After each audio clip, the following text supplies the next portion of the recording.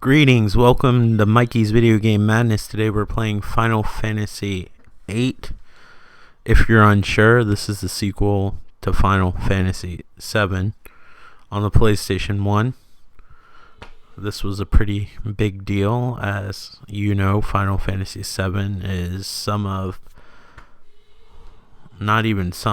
of gamers' most all-time favorite game or PlayStation 1 game or RPG. It was a pretty defining game, so needless to say, expectations were really high for this game.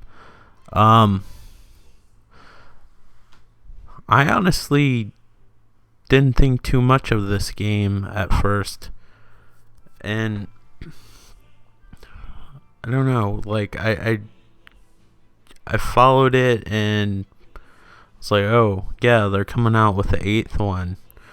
But then I saw the screenshots and I remember being really turned off by, at the time, its super realistic style, because I was used to playing the older Final Fantasy games on the Super Nintendo, like the 16-bit RPGs. To be honest with you, the background so much didn't turn me off in Final Fantasy VII, but I never liked the polygonal character models at first. I mean, I learned to adjust as time went on, but it took me a while to get used to that new style. Because even a lot of the early PlayStation 1 RPGs had like a sprite style, even if the backgrounds are stylized. Some of these games include the first Wild Arms. I believe the second one was actually a 3D game. And then then they had the Tales series. They still stuck in 2D, and Square came out with Saga Frontier. That was another 2D RPG, although from my memory, not very good, and I was probably more lenient with RPGs than maybe I would be now. Although I think as I've gotten older, I've been more patient with games. But the PlayStation era, I think, is one of the last generations where you truly got terrible games. There is a handful on PlayStation 2, but as games got more complex, you realized that it was kind of hard to come out with like a bad game. This is by no means a bad game, but part of the reason was the art style didn't interest me. The whole theme of like love and stuff like that didn't really appeal to me, especially at the time, because I was going through, I guess I was in middle school at the time, and needless to say, I wasn't really the ladies' man or teenager, whatever you want to call me, the ladies' adolescent. But I wasn't really making many friends in middle school. Middle school is like the most rough time of like going to school. Sorry if I'm pausing a lot. Again, this has been like a really hard few months, and today's no different. Now my other grandmother is ill. She actually had a stroke. I know this is a gaming channel, and for a long time, like, I've hid behind a persona, but I'm starting to open up more about things, because why not? Most of the people that listen are regular viewers anyway, so why not get to know me a little bit better? I mean, I really have nothing to lose, but I do these videos sometimes just so I can talk in front of a microphone, kind of to get it all out. It's kind of like therapy to me, even though you have a game playing. That's why people are like, I don't like to watch Let's Plays. Well, I was like, this isn't like a PewDiePie video or somebody just playing a game, because a lot of times I'm not even talking about the game. I try to, but it's hard for me to stay on topic, because my mind's like a conveyor belt at a grocery store where there's just random shit on the conveyor belt getting scanned all the time.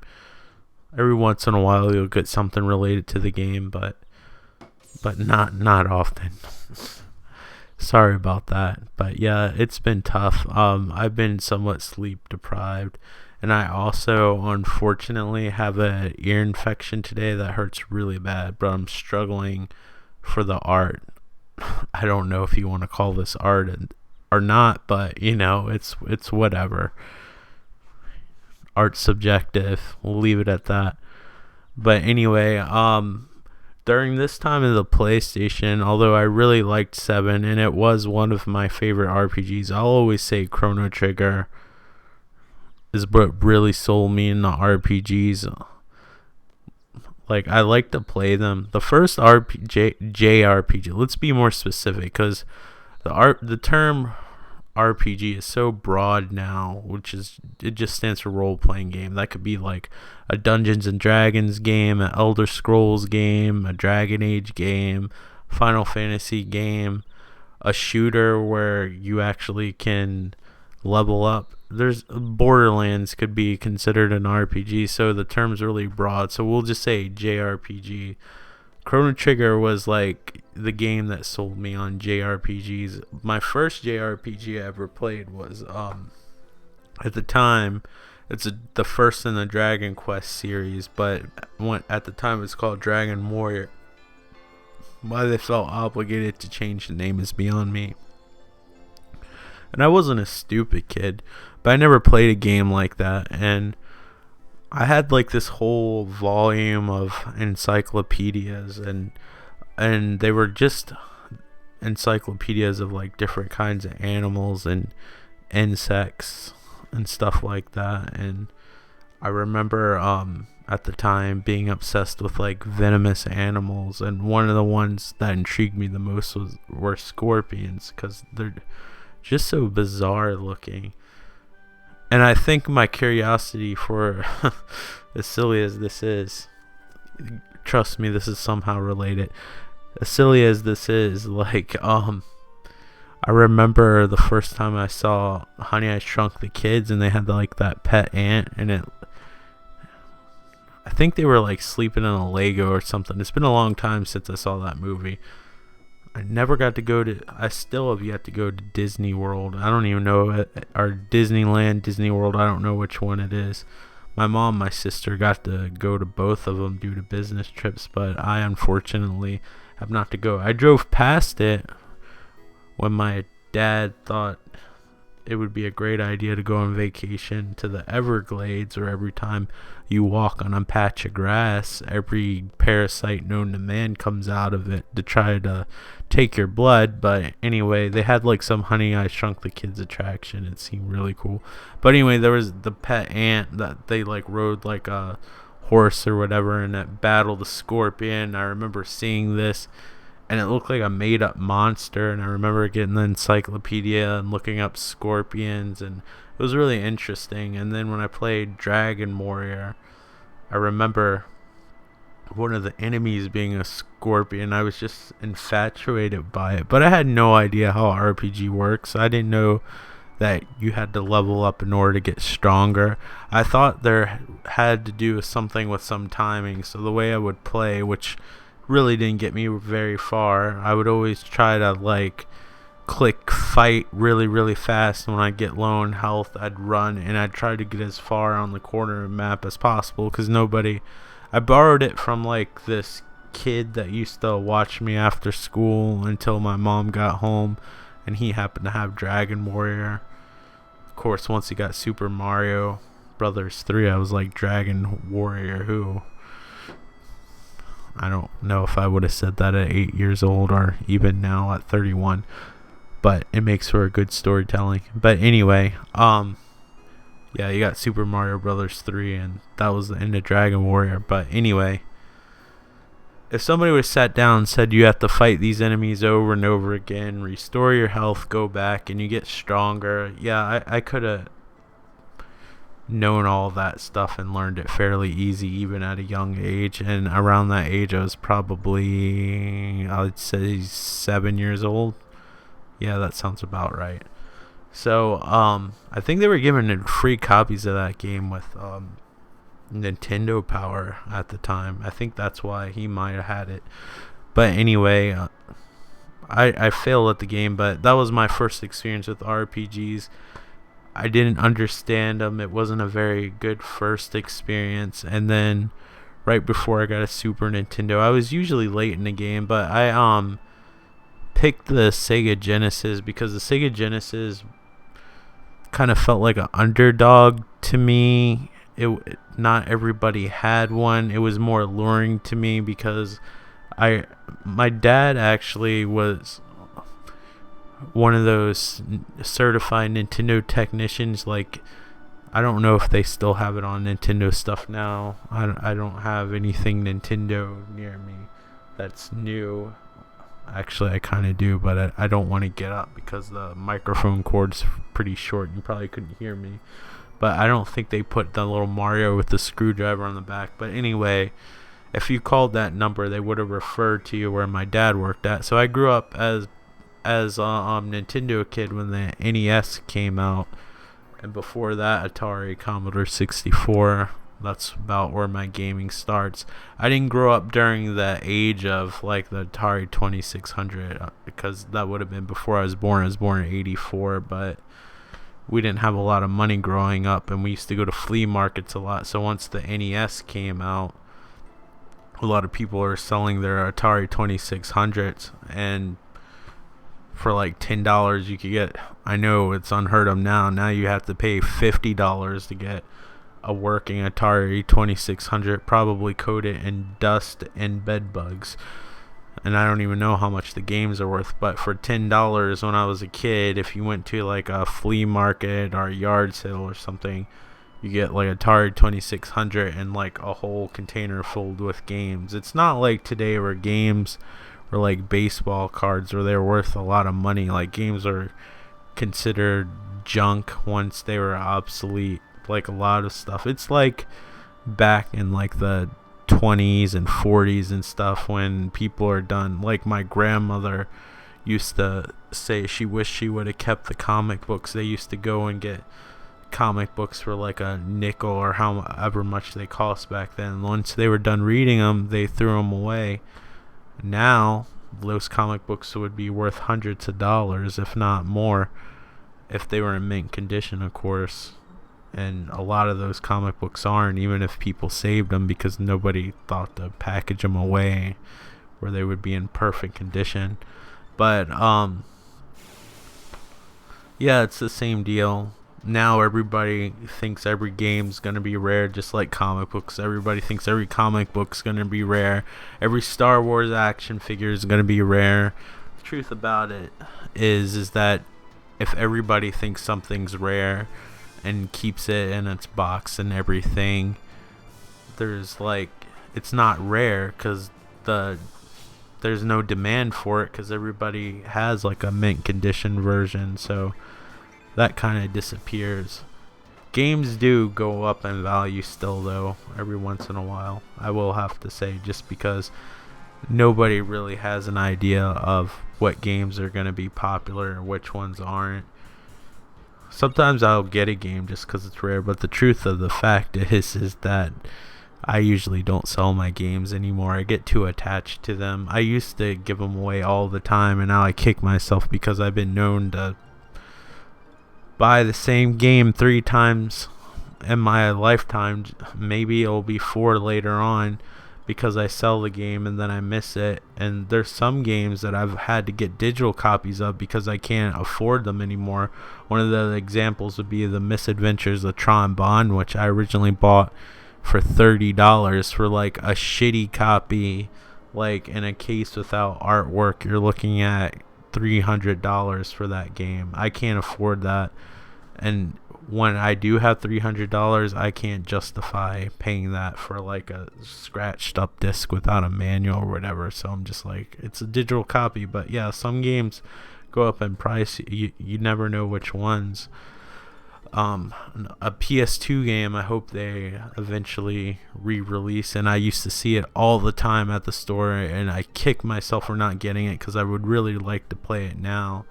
It's $100. It's still a little steep on PlayStation 2, and that's Rule of Rose, which is like a survival horror game.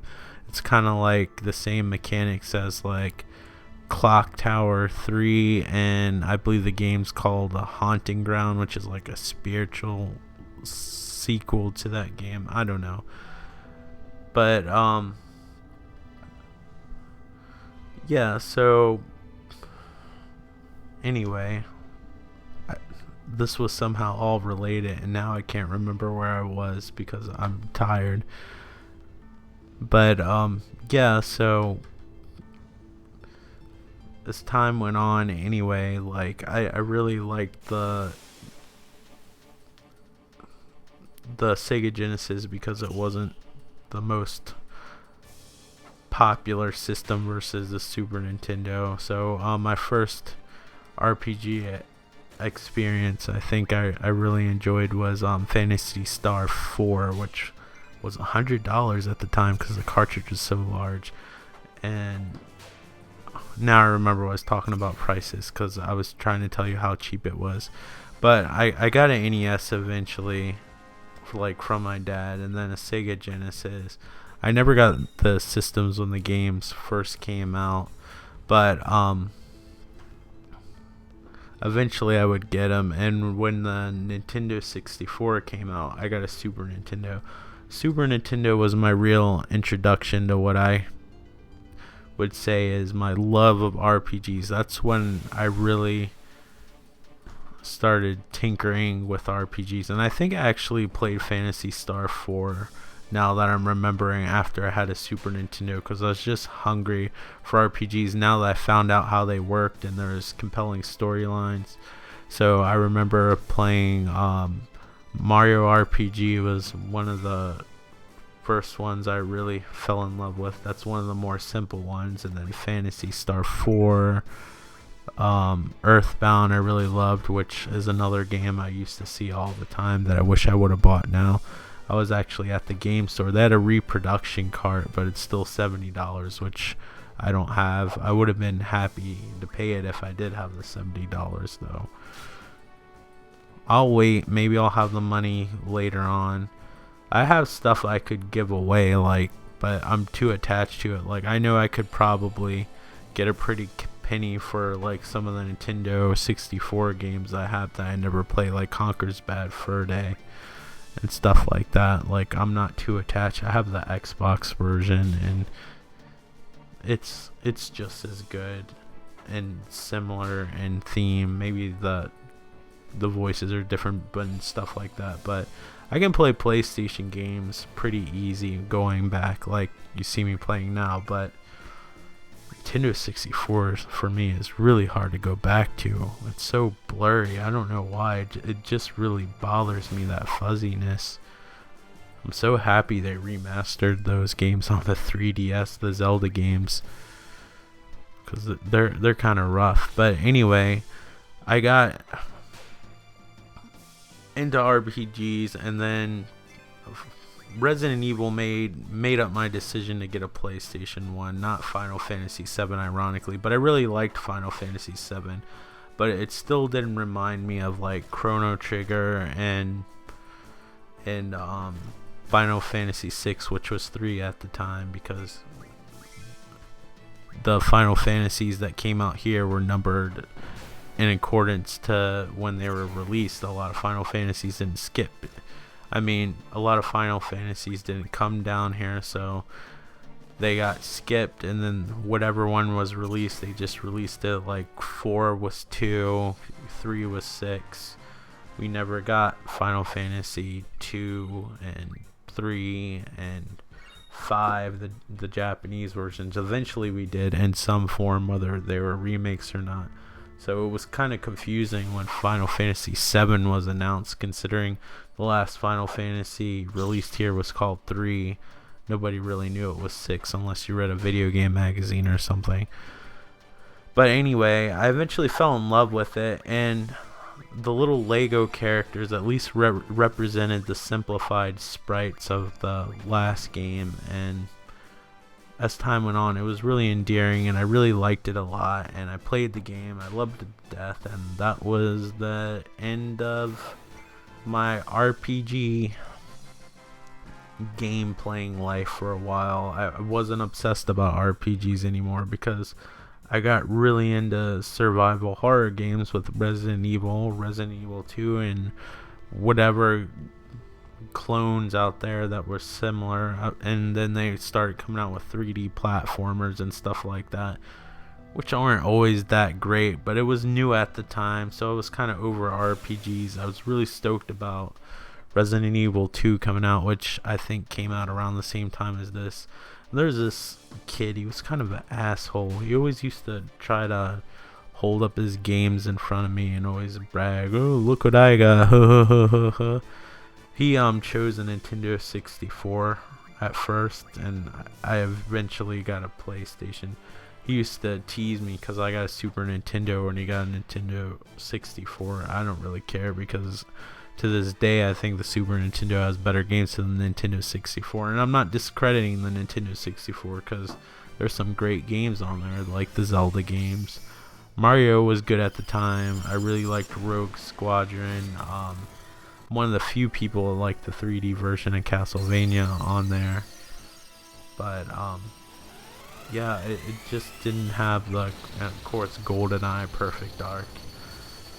But I mean, I'd be hard pressed to count 20 games I really like on the Nintendo 64, where I could probably, if I really thought about it, count at least 100 on PlayStation 1, and there's still games I would like to own on PlayStation 1. That's a whole video on its own. But he eventually got a PlayStation, and I ran into him in middle school. Later on, like actually no, it was high school, I think, when this game came out. That's right. 7 came out in middle school, 8 came out in high school. That is correct, because that would be around Resident Evil 2 and shit like that. That's when I finally got my PlayStation. Sorry. I just remember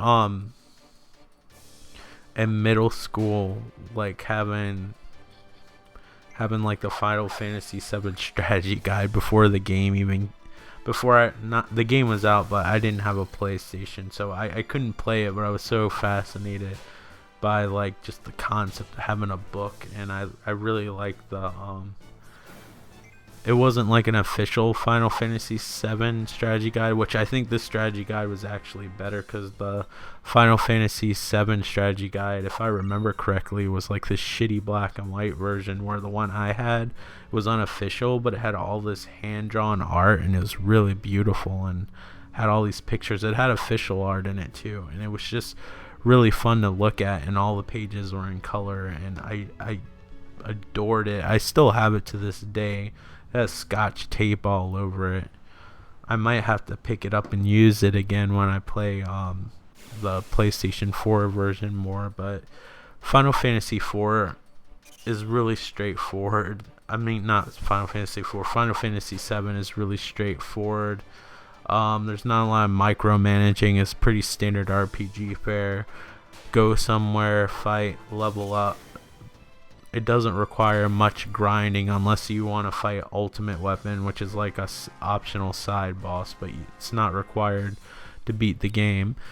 And like yeah, it's really straightforward. Like, you have little slots for your weapons that you put the materia in, which are like your magic abilities, and it like raises your stats. So when this game came out, it's a whole different story. But anyway, this kid, he was like bragging, oh, look what I got, and I wanted to and he showed me his little instruction manual of Final Fantasy VIII. I just wanted to be like, haven't you grown up any? It's just like, shut the fuck up. And you know, you want to slap the instruction manual out of his hand. I really didn't care. Like, it's a miracle, but I matured a little bit, and shit like that didn't really get to me anymore. Like, kids being assholes and stuff, it just was meaningless to me.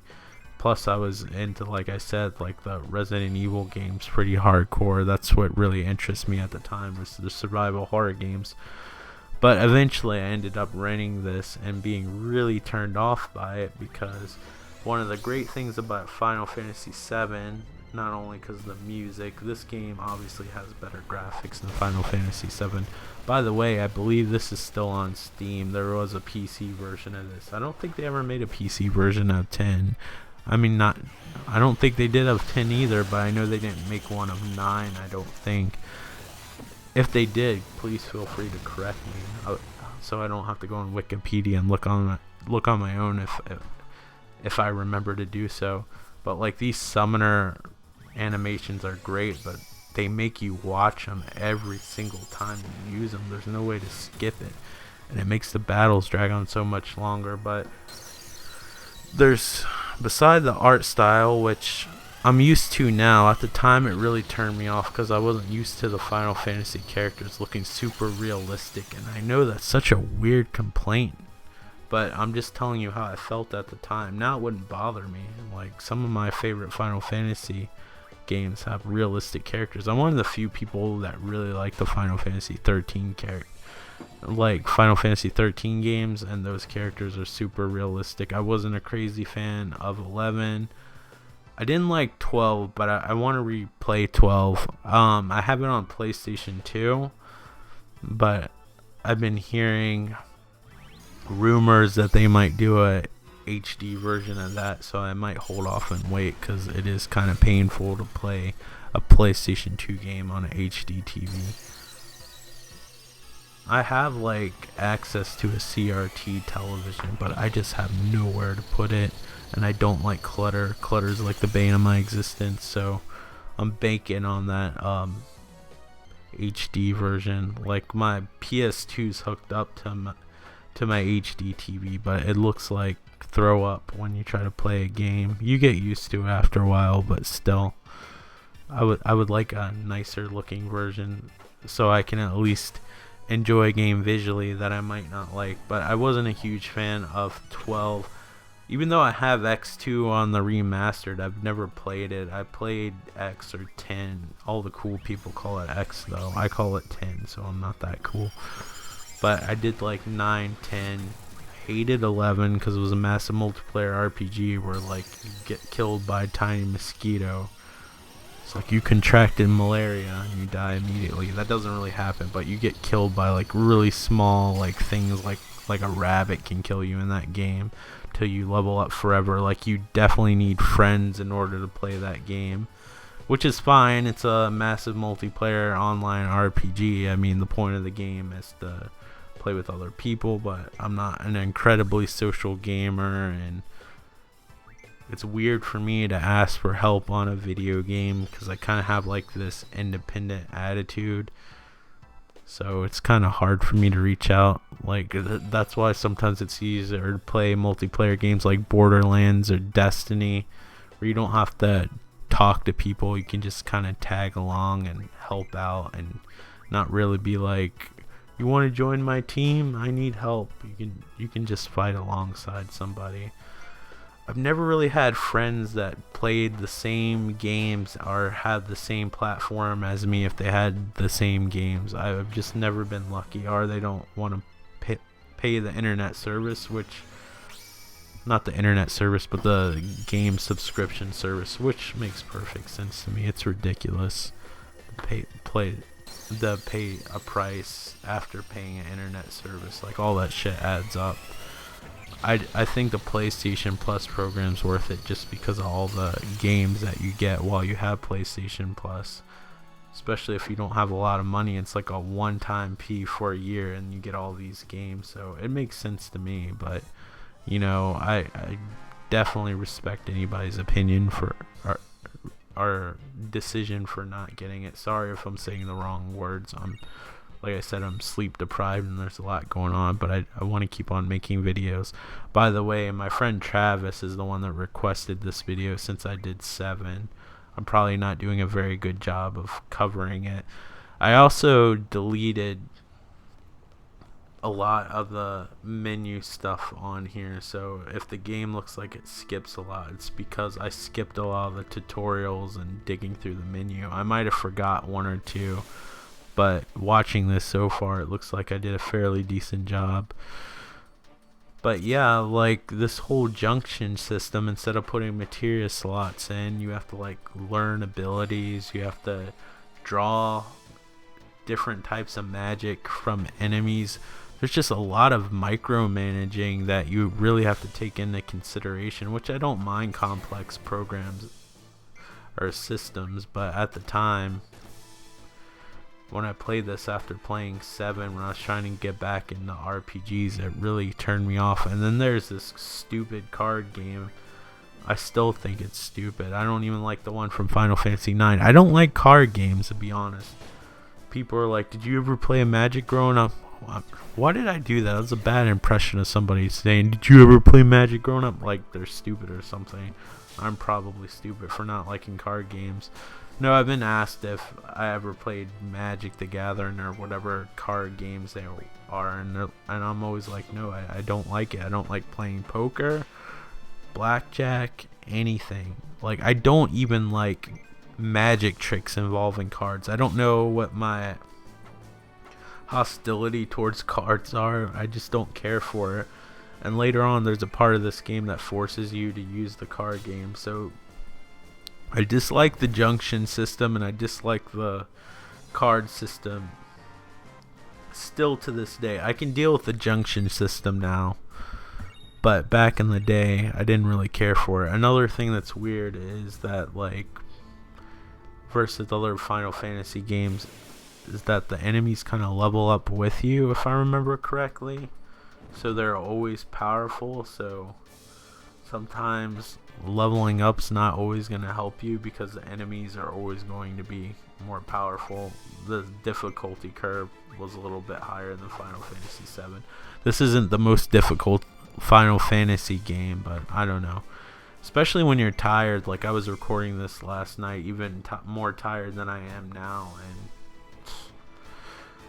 it was like tutorial after tutorial. At least it tells you what to do. Like Fallout 4, if I didn't know how to do something like with the building aspect of the game, I could pretty much figure out everything else. But when I was trying to play Sims in Fallout 4, essentially, I need to figure out how things worked and stuff like that. I had to go online because the game didn't really explain anything. At least this gives you small little tutorials of how to do it. The only thing is it's a little bit confusing because the game does everything for you in the tutorial, so you think it's already done. So in the beginning, if you're not aware, you think everything's done. You go in a fight and you're like, wait a minute, none of my options are set. They just showed me that. So you have to go back and do everything they just spent a half an hour doing for you, and it's basically like doing it twice, which is kind of annoying. And then the summoner or guardian, the guardians are, I believe what they call them in this other Final Fantasy games, they're usually called summoners, like Ifrit, Shiva, and I don't know, Odin, just to name a few.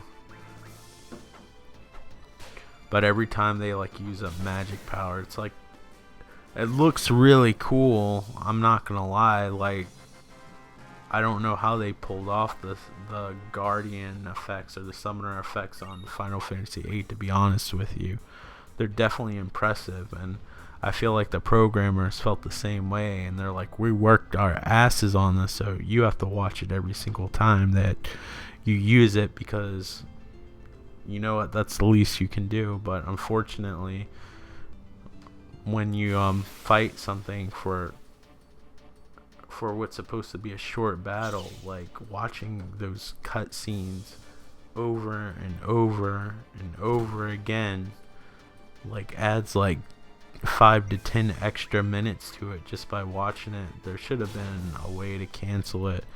I would love to see them come out with a PlayStation 4 version of this and maybe fix some of the problems. I don't think they did on the PC version. Like, again, the PC version's like a port of an old PC version, and I don't think they would have done much to correct anything. I could be wrong, but I'm pretty sure that they didn't. But the graphics in this game are spectacular. The story is interesting. It's sort of a sappy love story. You actually have multiple endings in this game, which is kind of cool. I don't think Final Fantasy VII had multiple endings. I could be wrong. It's been a while. That's why I'm replaying 7 now in between all the other games I have. But I have such a long list of games that I want to play, and I just get wrapped up. I'm like overwhelmed with games. Plus, I want to do this channel, and that's part of the problem right there. It's not a problem. I enjoy making this channel, but it's a problem when you're trying to get into a game. You're like, well, I want to make sure I play this, and then a spot in the game that you want to record that you think will make a fairly interesting video. Like, this game was tough. I ultimately decided to just record the beginning of the game since it's somewhat straightforward. I just cut out like all the tutorials, which if you want to see, maybe I'll cover it in a different video, but it literally added like 15 minutes to the video, which is unnecessary because I knew it was going to be a long video to begin with.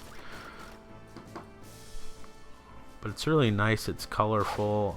It's weird to think that the more realistic character models and art style kind of turned me off at first, but that was just because I was used to playing RPGs that didn't look like this. Sometimes new things are scary. Like, as I've grown older though, I feel like when I don't try new games though, I'm depriving myself from experiences that might potentially be awesome. And so far, like, trying some new games, especially the more obscure ones that like I've never heard of, like, pays off. Like, I really love companies like Atlas that are coming out with some of these RPGs that are more traditional and stuff like that, like Persona 5, even though that's become more of a mainstream thing, and a lot of good RPGs on the DS. I don't have enough time to name names because the video is about to run out, but thank you guys so much for being patient with my commentary and me in general, and hopefully things will get better and I'll be more upbeat. But thank you guys so much for watching and supporting the channel. I appreciate all of you, and take care. Alright guys, bye. If you want to, like, comment, and subscribe! Thanks for watching!